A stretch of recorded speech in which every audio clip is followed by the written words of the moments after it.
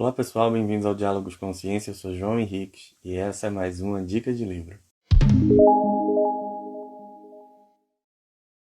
Bom, como prometido na semana passada, o livro que eu vou falar hoje é o livro Eu Sou Malala, da própria Malala, autora. E para quem não conhece, a Malala ela é vencedora do Prêmio Nobel da Paz e uma ativista pela educação. Bom, o livro ele é uma autobiografia.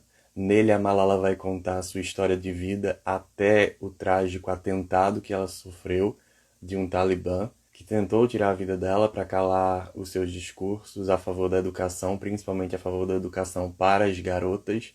E é justamente por essa história de defesa da educação e de um mundo melhor para todos, mais igualitário, mais saudável para todo mundo, que a Malala se tornou conhecida mundialmente e ganhou esse Prêmio Nobel da Paz. Bom, o livro que eu tenho, que é o livro que eu li, é a edição juvenil. Ele traz algumas fotos que é para situar a gente de todo o contexto, né, da história, para que a gente imagine realmente todo o passo a passo, né, todos os cenários, todos os momentos e tudo que ela viveu. E aí, nesta edição, o prólogo já é bem impactante, se assim puder dizer. Ela já começa contando a história do acidente, do dia do acidente, e quando os talibãs perguntaram quem era Malala, e ela se identificou dizendo: Eu sou Malala, por isso o título do livro é Eu Sou Malala, antes dela receber a bala, né, o tiro. Bom, e aí ela vai iniciar o livro contando as histórias da vida dela e colocando o pai dela como um dos personagens principais, principalmente por tratar ela não da forma como todos os paquistaneses tratam as suas filhas mulheres, ou como se tratam as mulheres no Paquistão, mas sim porque o pai dela sempre foi muito libertário, nesse sentido da educação. Ele sempre identificou que a Malala ela poderia ser muito mais do que a criação que era dada no Paquistão tratava as mulheres. Ela até coloca que quando um menino nasce no Paquistão é motivo de celebração. Todos dão tiros para o alto. Presentes são colocados no berço do bebê e o nome do menino é inscrito na árvore genealógica.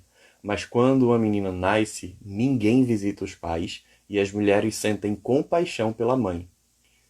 Segundo ela, papai não ligava para esses costumes.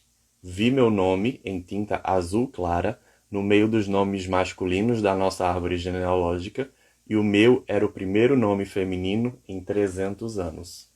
E aí, justamente por esse tipo de educação que ela recebeu dos pais, principalmente do pai, ela era tida como mal educada, ela era tida como ousada, e ela conta que gostava de ficar no mesmo ambiente que os homens ficavam tratando, falando sobre política. Ela ficava lá encostada no pai, porque ela não se via dentro da cozinha falando como as mulheres estavam falando, não se via correndo como as crianças, mas ela gostava de ficar ali, vendo, né, escutando aquelas conversas e vendo o desenrolar daquelas histórias sobre política, sobre resistência, sobre como era o mundo fora daquela bolha que ela conhecia.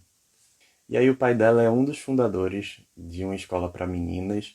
Ela tem também essa referência, por isso que ela gosta tanto de educação. Ele sempre coloca ela em posições de destaque, se assim puder dizer, quando está dentro do seio familiar, para que ela converse, colocando ela sempre para cima, perguntando como foi o dia, incentivando a leitura, enfim. Aí ela conta uma passagem de um terremoto que teve altíssima intensidade e que assustou as pessoas. E aí, lá no Paquistão, como eles são tão temerosos a Deus, houve um movimento talibã muito forte ligando esse terremoto a uma certa repressão de Alá às pessoas, aos comportamentos das pessoas. E o discurso muito conservador foi começando a tomar jeito, tomar forma dentro do Paquistão.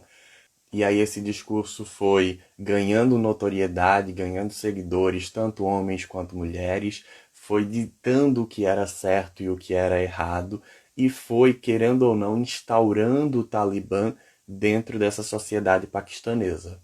E aí, em uma determinada passagem, ela vai explicitar essa questão de como o discurso ele pode ser algo muito danoso à sociedade. Ela vai dizer que eram feitas transmissões ilegais via rádio para contar o que era certo e errado, manter esse discurso, como eu já havia dito, e aí ela vai dizer que numa dessas transmissões, eles incentivavam os pais a não vacinarem os filhos contra a poliomielite, porque afirmavam que essa assistência médica não tinha o intuito de ajudar, mas sim era uma manobra dos países ocidentais para prejudicar as crianças muçulmanas. Então ele não estava, eles, né, esse grupo talibã, não estavam apenas interferindo na saúde pública e falando contra as escolas para meninas, como eles também estavam ameaçando os cortes de cabelo ocidentais, as lojas de música, mas eles também persuadiam as pessoas a doarem joias, a doarem dinheiro, e esse dinheiro que era arrecadado eles usavam para fabricar bombas e para treinar militantes. Aí ela vai contar que o governo paquistanês tentou acabar com isso, a polícia paquistanesa tentou acabar, porém era um movimento que estava sendo instaurado e esse discurso ia sendo passado e foi ganhando notoriedade, foi ganhando força, até que as pessoas começaram a se bitolar com esses discursos, temendo a esse Deus que castiga a terra e castiga todos eles por atos que, segundo o que era propagado, não deveriam ser cometidos por eles. E aí, com toda essa luta contra as escolas, contra o incentivo de que as meninas estivessem nas escolas estudando e se preparando para serem pessoas mais críticas, cidadãs de fato, eles veem a necessidade, né? O pai, os amigos, veem a necessidade de enfrentar esses discursos mesmo. E aí surge na Malala um pseudônimo em que ela começa a escrever um blog contando sobre todos os medos, os receios, sobre como era a vida, como era a tentativa dela enquanto uma garota paquistanesa de ter acesso à educação. E aí esse blog vai ganhando notoriedade, começou a ser postado na BBC e ganhou notoriedade, começou a ser lido nos Estados Unidos, o The New York Times começou a ter interesse nessa história que estava sendo contada. E o segredo da Malala, se escondendo atrás desse pseudônimo, terminou sendo revelado sem querer pelo pai dela. E aí as pessoas, né, o Talibã, terminou descobrindo quem era essa pessoa que contava, né, do medo, do receio, de como era esse enfrentamento para conseguir ter acesso à educação. Isso lembrando, os talibãs eles começaram a assassinar muitas pessoas que estavam contra esses discursos deles.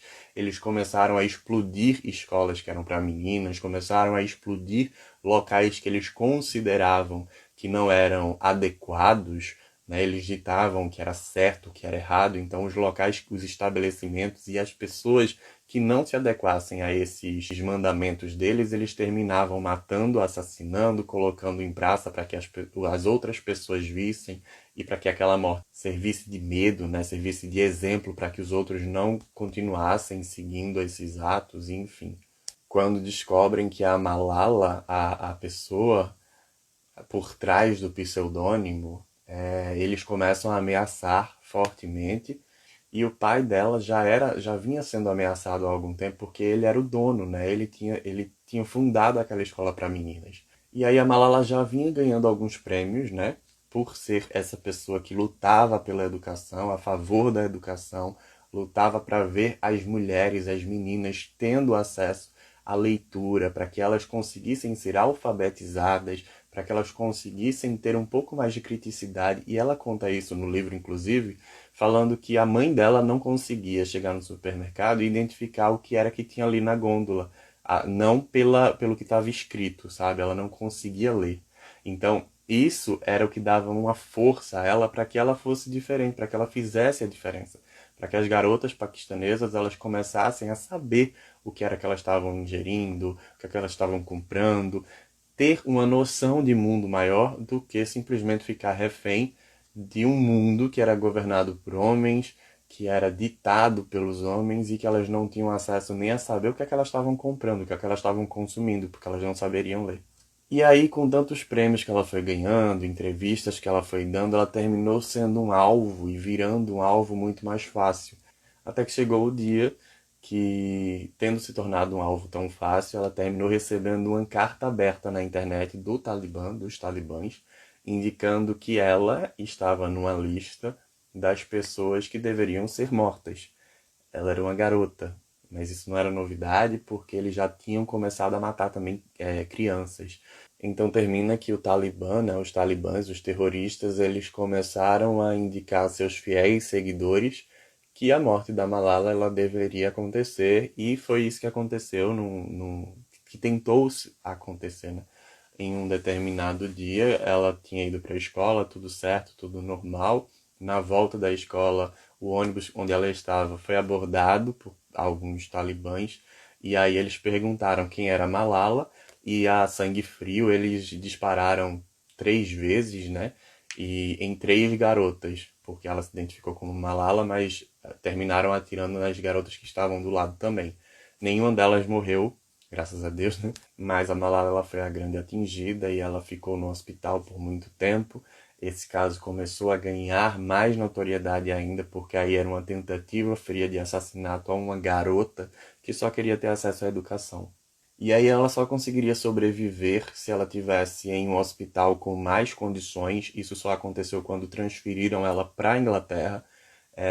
De lá da Inglaterra ela não poderia mais voltar ao país justamente por esse perigo que a vida, né, que o Talibã estava dizendo que ia matar ela de toda forma. E apesar dela receber carinho de todas as pessoas de todas as partes do mundo, ela também ficou sabendo depois que o Talibã ele chegou ao cúmulo de espalhar pelo Paquistão que ela na verdade tinha fugido do Paquistão e que o tiro a ela tinha sido dado pelo pai dela, que isso tudo, essa história toda era uma farsa, era tudo forjado, que a intenção dela e da família dela, na verdade, era viver de luxo em outro país, que no caso seria a Inglaterra. E aí, já caminhando para o final, ela escreve lá na página 157 que um talib disparou 3 vezes a queima-roupa contra 3 meninas em um ônibus escolar e nenhuma morreu. Uma pessoa tentou me silenciar e milhões ergueram a voz. E aí, no conhecidíssimo discurso que ela deu na ONU, né, falando sobre essa questão da educação, da mudança de vida, eu separei um trechinho aqui para ler para vocês, que é bem interessante. Ela fala que no dia 9 de outubro de 2012 foi baleada pelo Talibã na têmpora esquerda. Acharam que as balas nos silenciariam, mas falharam. E então, daquele silêncio surgiram milhões de vozes. Os terroristas acharam que mudariam nossos objetivos e impediriam nossas ambições. Mas nada mudou em minha vida além disto. A fraqueza, o medo e a desesperança morreram. A força, o poder e a coragem nasceram. Sou a mesma Malala. E aí ela fala aquela frase que viralizou em todo o mundo e até hoje é sinônimo dessa luta pela educação. Uma criança, um professor, um livro e uma caneta podem mudar o mundo.